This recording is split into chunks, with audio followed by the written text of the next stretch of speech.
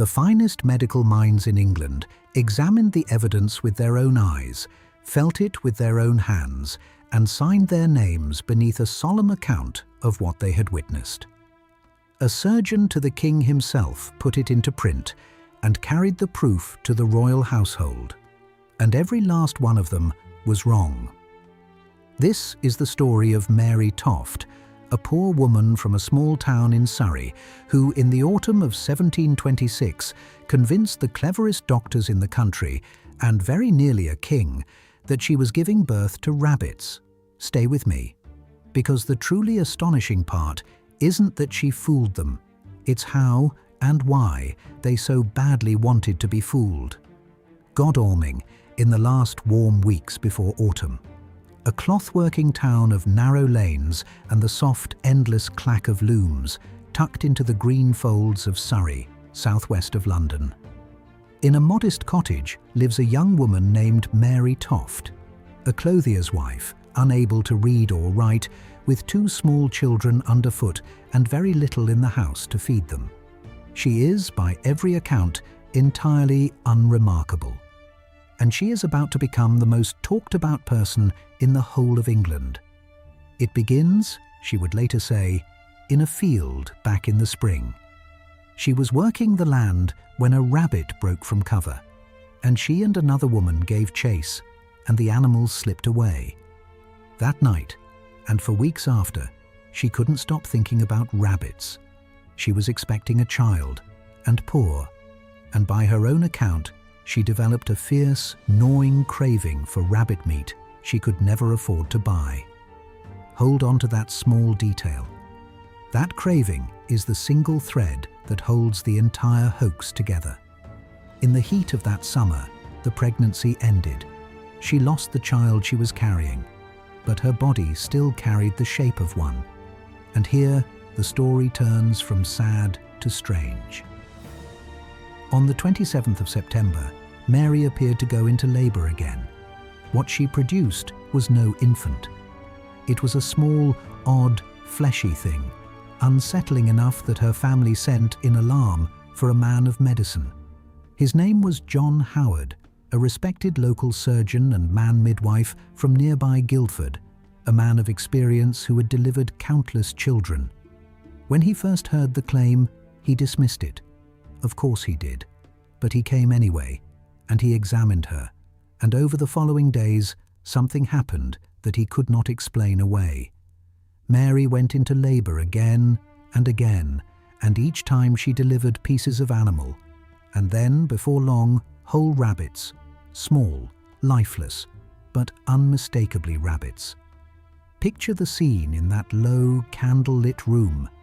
A serious, educated man, kneeling in his good coat, receiving one impossible delivery after another and finding no trick he can point to.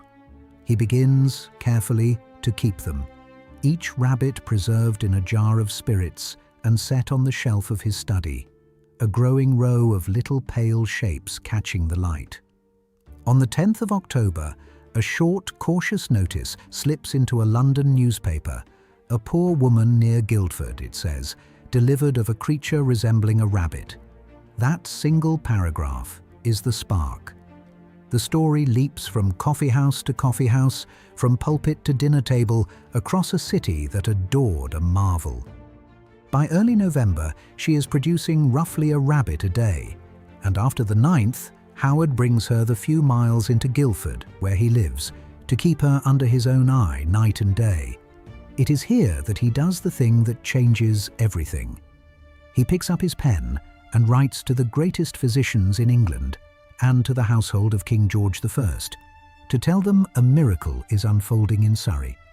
But before you laugh at these men, and I understand the temptation, you have to understand the science they carried in their heads, because they did not believe this out of stupidity. They believed it out of a theory almost every educated person of the age took seriously.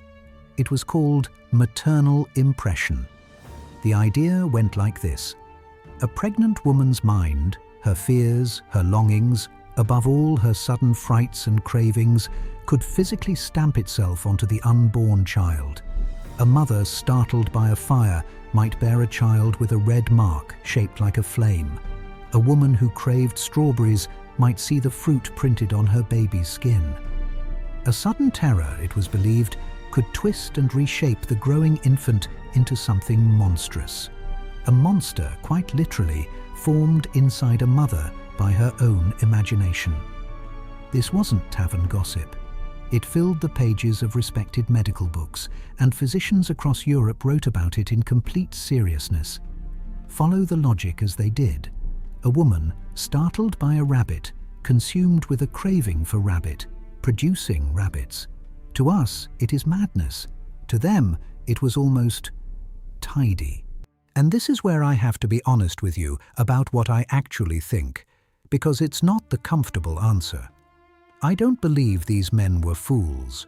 I think they were prisoners of the science of their own time, and that is far more unsettling because it means the same thing could happen to any of us, dressed up in the confident language of our own certainties. Let's put it to the vote, you and me. If you're honest enough to admit that you too might have signed that document, that trapped in 1726, with their books and their beliefs, you'd have been fooled right alongside them. Then tap that like button as your quiet confession. But if you're certain you'd have smelled the trick in a heartbeat, that no era's nonsense could ever catch you, then don't touch it. Take it down to the comments and prove your case. I'll be reading. You have to remember what kind of age this was. Georgian England was hungry for wonders. Crowds paid good coin to file past so-called monsters and marvels at fairs and in curtained back rooms. The strange, the deformed, the extraordinary, all of it a paying spectacle. And childbirth itself had become a quiet battlefield, because a new breed of men, the man-midwives, university-trained gentlemen, muscling into a world that for centuries had belonged to women, were desperate to prove their expertise. A miracle birth, witnessed and certified by such a man, was a career made overnight, which meant that when Mary Toft began producing rabbits, there was no shortage of ambitious doctors who wanted, very badly indeed, for it to be real.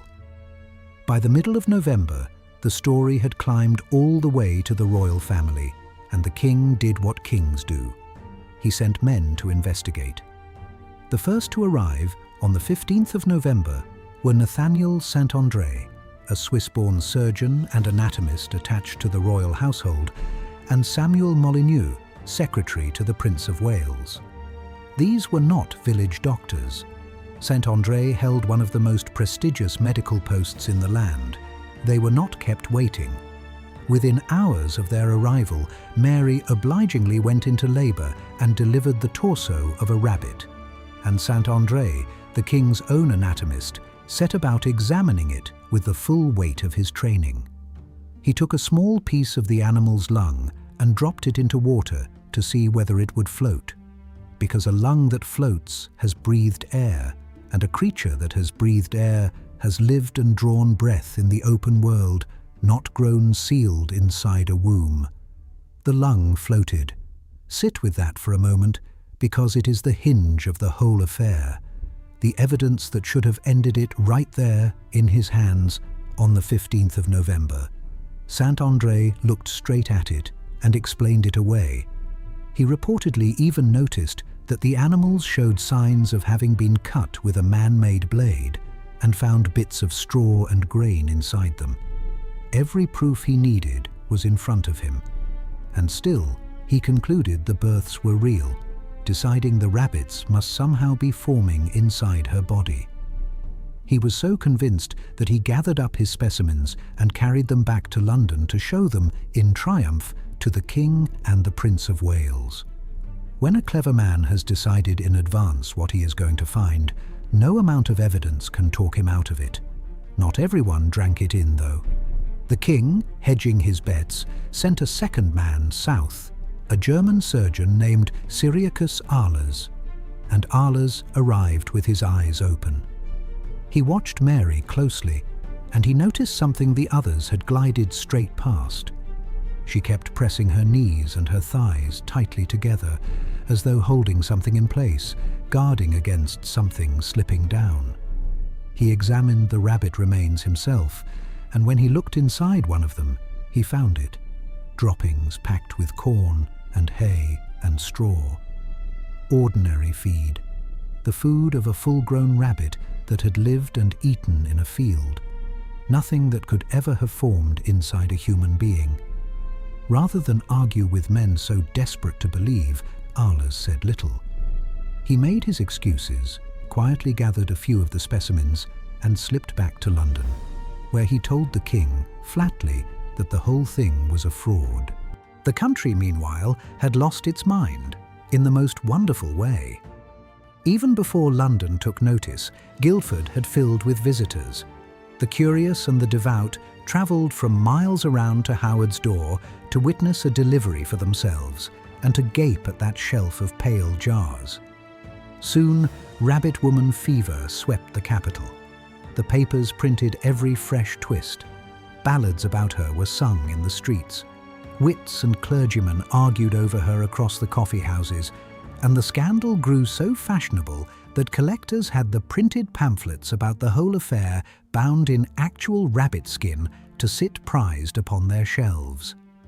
I have honestly never decided whether that is the funniest thing I've ever come across in an archive, or the single strangest, a leather-bound book, except the leather is rabbit, about the woman who claimed to give birth to them. If you can tell me which it is, funny or strange, settle the argument for me down in the comments, because I have been stuck on it for years. The deliveries by now had grown genuinely bizarre. Alongside the rabbits, contemporary accounts describe her producing the legs of a tabby cat and slivers of bone from an eel. And the doctors, straining to keep the theory alive, gravely suggested the cat's parts had been shaped by her fondness for a cat that slept on her bed. That is how far a belief will stretch before it finally tears. To settle the matter once and for all, Mary was moved to London at the end of November and installed at a bathhouse in Leicester Fields, a bagnio, a kind of public bath sometimes used by women during childbirth. And there the spectacle reached its peak. Fashionable London queued at the door. One writer of the day noted dryly that every creature in town, men and women alike, had been to see her and to prod at her for themselves. She was examined, poked, and questioned by as many as 10 doctors at a single time, every one of them a man. She grew unwell, and still she produced no more rabbits, which was, if you think about it, a rather significant problem for the story. One of the doctors now watching her was Sir Richard Manningham, among the most respected physicians and men midwives in London. He had his doubts from the start. At one point, he was handed what he was certain was merely the bladder of a hog. But he was pressed by Howard and St. André to hold his tongue until there was hard proof, one way or the other. Because by this point, those two men weren't chasing a miracle anymore. They were desperately trying to protect their own reputations. On the 3rd of December, Nathaniel St. André made the worst timed decision of his life. He rushed his account into print, a pamphlet titled A Short Narrative of an Extraordinary Delivery of Rabbits, staking his name and his reputation in public on the truth of the whole thing. He had 4 days left before it all came apart, because inside that London bathhouse, someone was getting careless. A porter, a man named Thomas Howard, no relation to the surgeon, was caught trying to sneak a rabbit into Mary's room. Questioned hard, he cracked and admitted the truth. He'd been slipped money by Mary's own sister-in-law, Margaret Toft, and sent out with one very specific instruction: to find and bring back the smallest rabbit he possibly could. Mary insisted weakly that she'd only wanted it for her supper. Nobody believed her now. The porter swore out a formal statement before a local magistrate, Sir Thomas Clarges, who took Mary straight into custody. And another of the London doctors, a sharp-eyed anatomist named James Douglas, leaned hard on the sister-in-law, Margaret, though she would confess only that she'd bought the rabbits to cook for the pot. Even then, cornered, Mary would not confess. For 2 days, the doctors pressed her, and she held.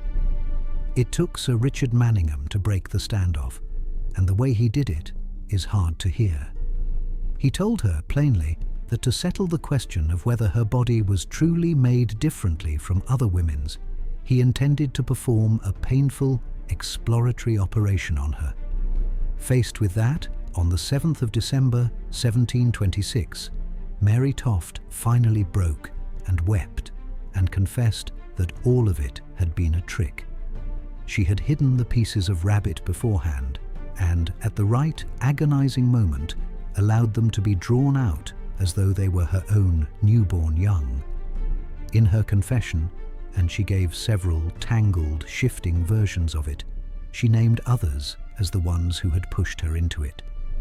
A mysterious stranger, the wife of a local organ grinder, her own mother-in-law. Whether she was the mastermind or a frightened woman doing what louder people told her to do, we honestly cannot say for certain. What we can say is who paid the price. 2 days later, on the 9th of December, Mary was charged as a notorious and vile cheat and sent to Bridewell prison. And even there, the humiliation went on.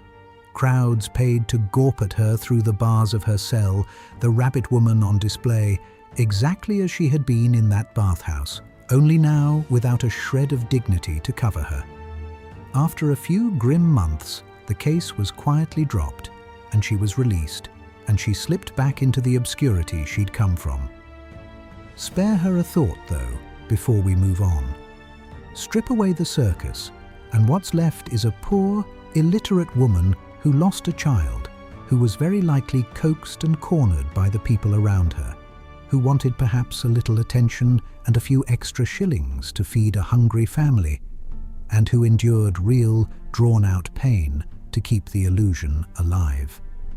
For weeks she had lived with strangers' hands upon her and strangers' eyes measuring her in constant discomfort, telling and retelling a lie she could no longer set down. She was mocked in ballads and pinned like an insect in prints. When she was laid to rest, decades later, in 1763, the parish register recorded her, cruelly and for all time, as Mary Toft, widow, the impostrous rabbit. History remembered the joke.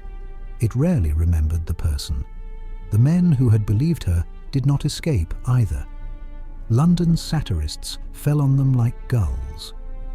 The young artist William Hogarth produced a scathing engraving of the whole ridiculous scene. The wise men of Godalming, as he mockingly called the town, gathered in earnest consultation around the fraud. And he labelled the gullible doctors with letters, like exhibits in a case. The affair became a byword for gullibility that outlasted every man in it. Decades later, even Voltaire would reach for Mary Toft as a neat little example of English credulity, and the man midwives, those ambitious gentlemen so keen to prove themselves, were mocked hardest of all. Most of them, in truth, weathered the storm and kept their careers. But not Saint André. His reputation never recovered from that pamphlet, published 4 days too soon. He lost his standing at court, and he spent the rest of his years a poor and diminished man. He had wagered everything on a miracle, and the miracle had a porter and a sack of ordinary rabbits behind it. Here is the part I find genuinely haunting, and the reason this daft little tale matters far more than it first appears to. That theory, maternal impression, the idea that a mother's mind can print itself upon her child, did not politely retire once Mary was exposed. It lingered for centuries. In the 1800s, it was used to explain the appearance of Joseph Merrick, the man cruelly known as the Elephant Man, whose mother was said to have been frightened by an elephant while carrying him. And it held on far longer than that. In a study from as recent as 1981, more than 1 in 5 people still believed that a red birthmark on a baby came from the mother craving something red during pregnancy. The belief that fooled the king's own surgeons was still quietly living inside ordinary minds 2.5 centuries later. Those pamphlets, by the way, the ones bound in rabbit skin, were still being hunted by collectors and paid for handsomely a full 100 years after she was exposed. And in Godalming today, the little Surrey town where all of this began, they have not forgotten their most infamous daughter. You can still find her story told there, plainly at last, as the tale of a real person and not merely a punchline. I've walked that quiet high street myself, and it is almost impossible to believe such a storm once broke loose in so ordinary a place. And that, in the end, is why I keep coming back to Mary Toft. Not for the rabbits, for what she reveals about the rest of us. Those doctors weren't stupid. They saw a floating lung and straw in the guts and the clean line of a blade, and they explained every bit of it away because it fit the story they already believed. We do exactly the same thing every single day. We see the evidence we expect to see, and we quietly wave away the rest. A hoax doesn't really prey on the gullible, it preys on the confident. I love a story like this one. A tale that looks, at first glance, like a silly footnote and turns out to be a mirror.